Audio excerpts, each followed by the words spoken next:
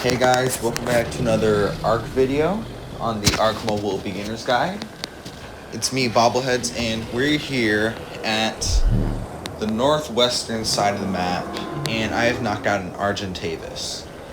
Now, I was out here trying to get one for a while. It's a pretty dangerous area where I went to get them, so they all kept getting killed.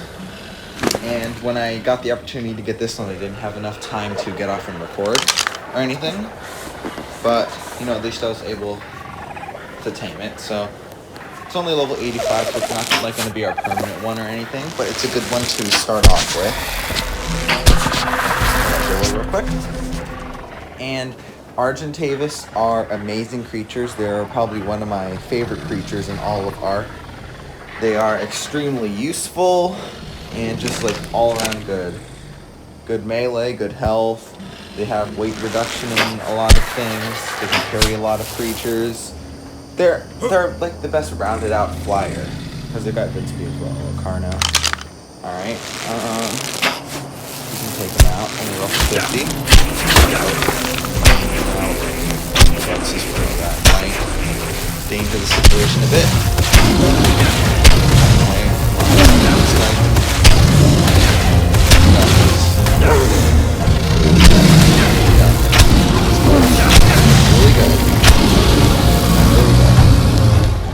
But Argentavis are meat eaters, and I'm just gonna use kibble. I think.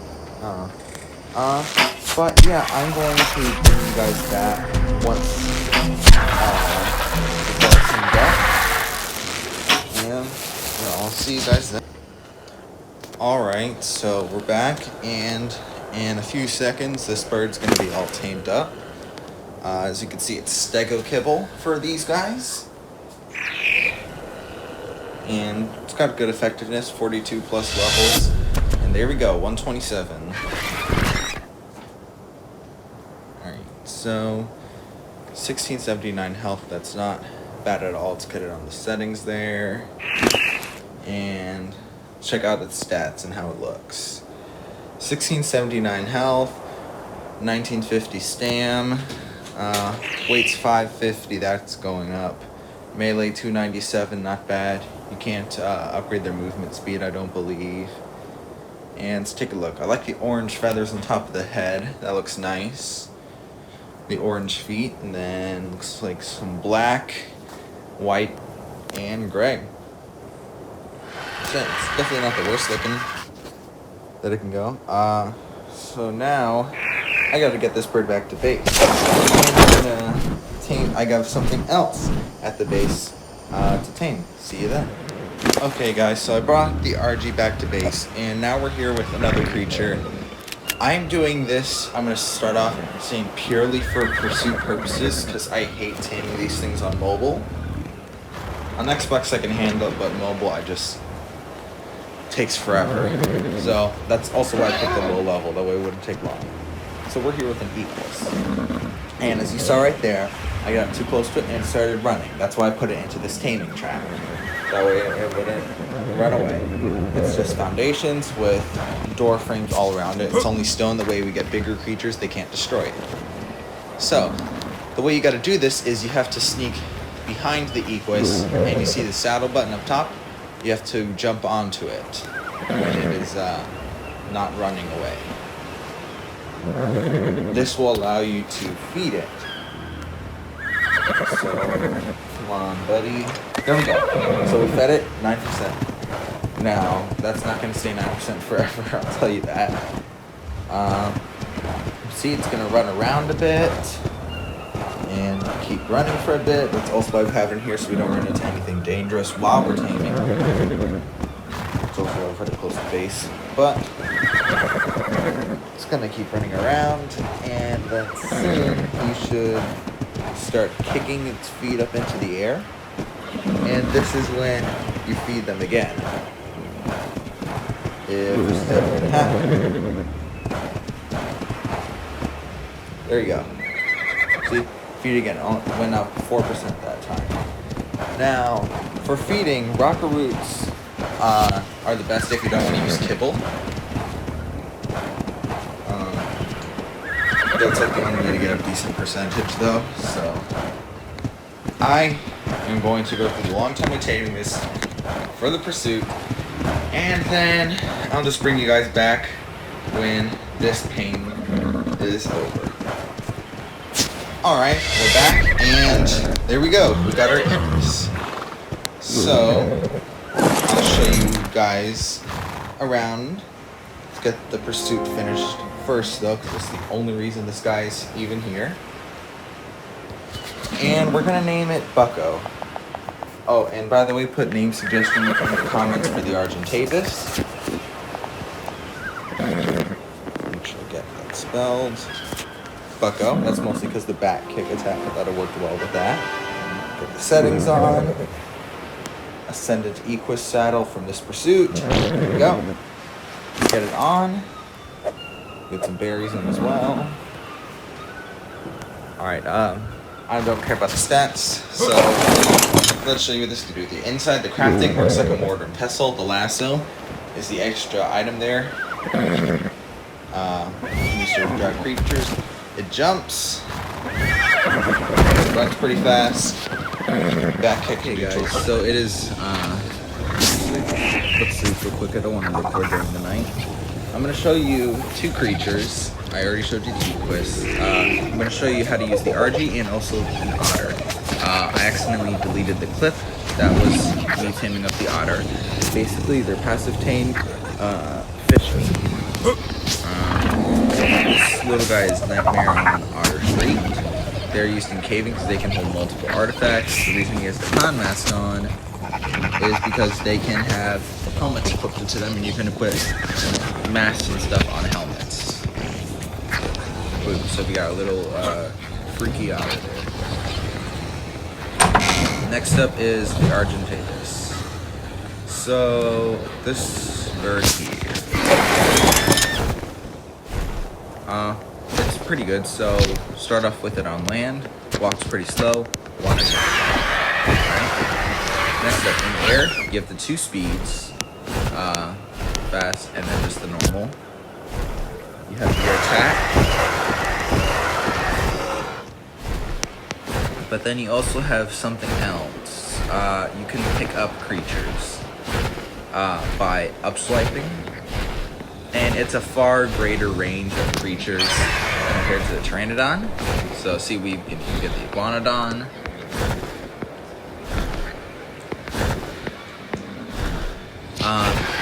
Stats-wise, Argentavis, their weight is always better than Pteranodons anyway. So that's good on that.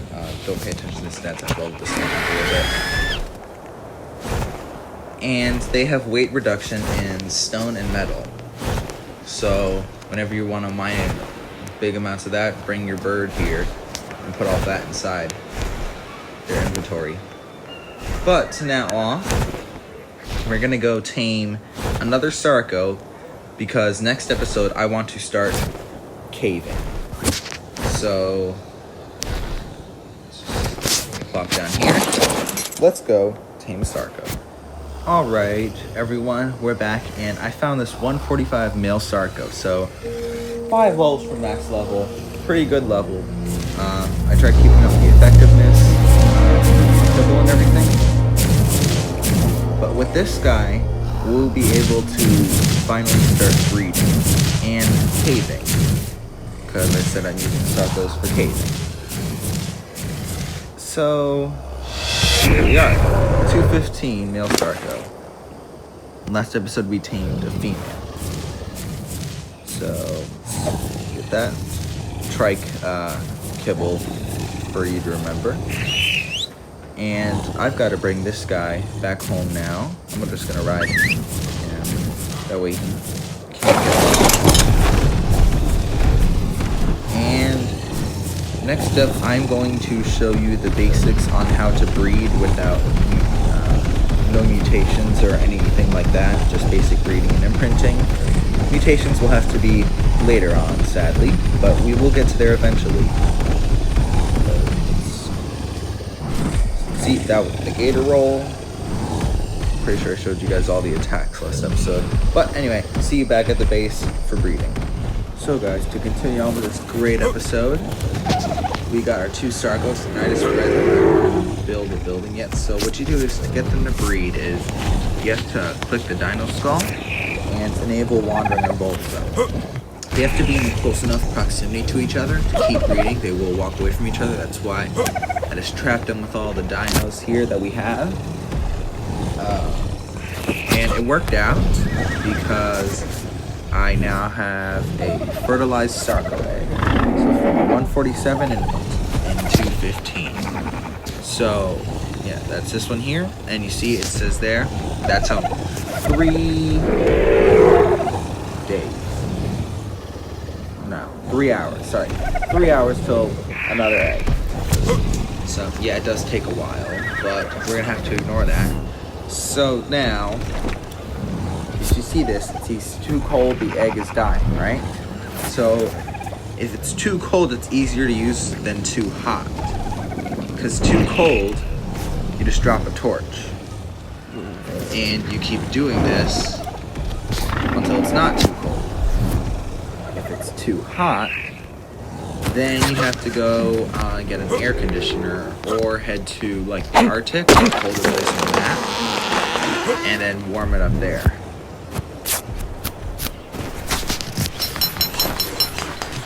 So that's basic egg. There are more efficient ways to do it, but we're still at the point where I don't have the means to those efficient ways. So this is how we're gonna do it.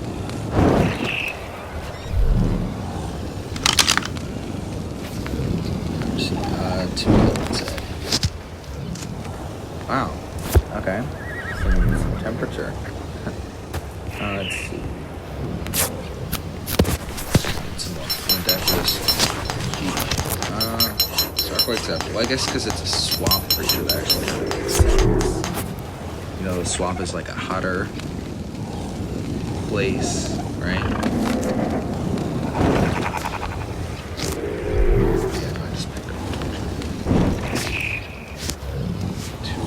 Still.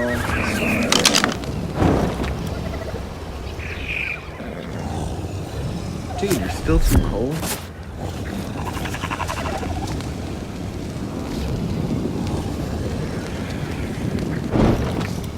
Gosh. Sheesh, wonder how many torches we're gonna have to put.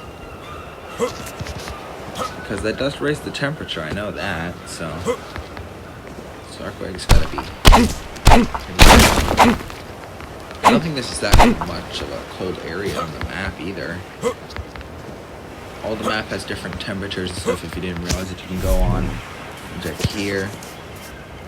It's 12 Celsius. Well, it's turning nighttime actually. So I'm gonna just pick all these up. And it'd be better to do it during the day. It's too cold. Oh, I want to show you guys, while doing the Hunt the Iron Bear mission, look at this blueprint that I got. 873 damage. So it's a lot of damage, but it costs 3,300 metal ingots, so I'm trying to get to that amount, but that's going to take a while. And if you've also noticed on my hotbar, which you can see now, there you are, I have the canteen. Where my water is. So the canteen is the highest level of storing water in your hotbar or inventory. You can hold 3 sips of 100 water without any leak. Yeah, so it's like pure dark right now. So we can drop it like that. Yeah. So basically, I'm just gonna explain it and do it later. This egg hatching. Like I said, you place it down, get it to the right temperature. The timer will start to go down, it will hatch, and then you have to feed the baby. But I'll put you guys back on. Alright guys, so we're back on with our fertilized Sarco egg, having 6, 5, 4, 3, 2, 1. We've got a little baby Sarco now. Let's go guys. So first off, now it's ours.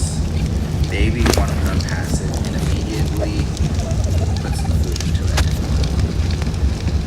So let's move him away from the fires, or let's move following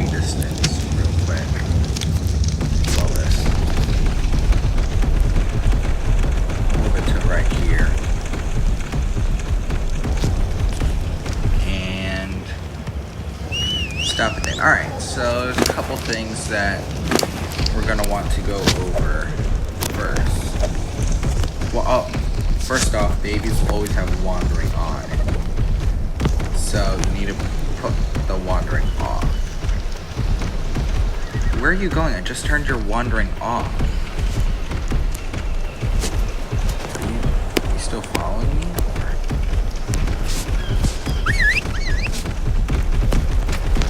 These weird creatures do that.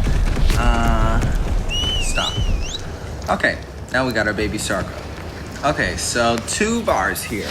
Maturation and imprinting. So these are both 2 very important things. So first off, it's like level 219. So we have a 147 and a 215. That's really good. Yeah, so 219, that's really good. That means we got the highest amount of levels we could get from the 2 levels that we had, I believe. And we could check its stats. So if we look at its stats without any imprinting yet, 2,700 health, 471 melee damage, 160 speed, 1665 stamina. Yeah, I believe all the stats, all the good stats were from the male, which is good. But yeah, so we got our start rate. So this is okay. It's got the black under.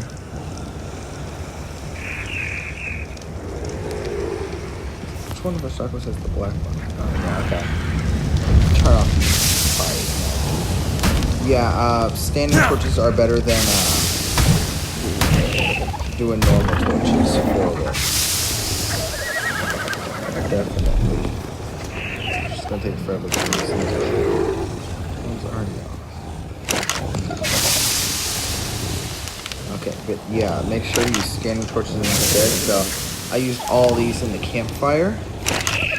I'm done with Sarko, but note that all dinos want different temperatures for the eggs. Okay, but so we got this little guy here. So, maturation progress, that is how long it will take to grow up. So once that reaches 100%, the baby will be fully grown up. Then we have imprinting. So the imprinting is a buff that you can get from dinos. Basically, if you have hatched and raised them, imprinting will buff stats. So, like, you could get an extra point into movement speed or whatever, or a different stat. So you get like extra health or whatever. But that's what imprinting does. So that is something that you want done. So the imprint on this one, it'll be different. There are a couple different ones. It wants to cuddle in 34 minutes. So that means in 34 minutes, if I cuddle with it, or like the button up here, cuddle with baby Sarko. If I do that, it will get part of the imprinting percentage. Now, I believe all dinos have a different amount of imprinting that can be done on each of them. I've never actually raised Sarko babies, so I don't know how many for Sarko. Max now. But, so you do that. Sometimes I take a walk or feed a certain number of food. And then, so it doesn't look like we got a mutation of this guy. So mutation would be a level that wasn't in either of the parents. So it's like an extra level, but it would also change the color somewhere. And I don't think that we got a color change anywhere. So we don't have a mutation. Yeah, so we got the color. The female looks like mostly. Yeah. Alright. But so it's gonna take a while to raise this guy up. Hiya, girl. But I can bring you guys back once it's done. But one thing is, I want to use Sarkos for the caves, or at least the ones that aren't in the Arctic. So that means once this guy's raised up and everything, we have an expendable Sarko that's okay if it dies. Meaning that we could do a cave next episode, the first cave. which I'll be excited for that. But I'll bring you guys back once the Sarco is all grown up. Okay guys, so the Sarco just grew up, and I wasn't able to get 100% imprinting on it. It's, okay, some creatures you can't get, well, it's harder to get full percent imprinting and everything, based on the timings and stuff. But I did get it 70-something%, so here it is, we got our 219 Sarco.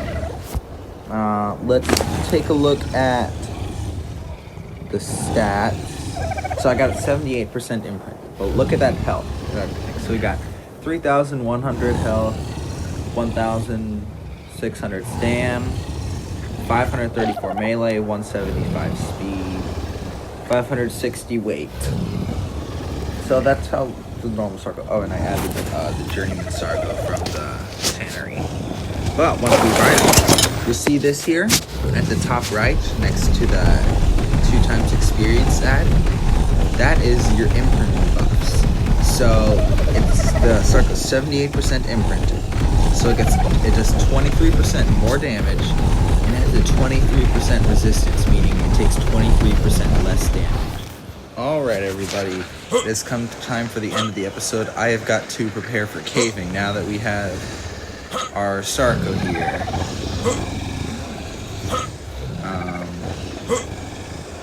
Yeah, gotta get a bunch of stuff ready. Gotta craft up some gun ammo and get a bunch of food cooked, some other stuff. But I hope that you guys enjoyed this episode of the Arc Mobile Beginner's Guide. Sorry that it took longer to come out. Took a little bit of break for Christmas. But we should be getting back into like an episode every 2 weeks or so. And my next video actually is going to be from Arc Xbox Edition. It is going to be me and Garden, who's on the Allcraft server, defeating the Ragnarok boss on Arc. It's pretty cool.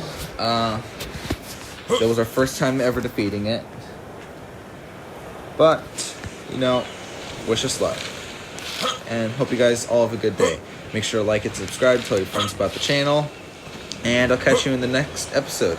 See ya.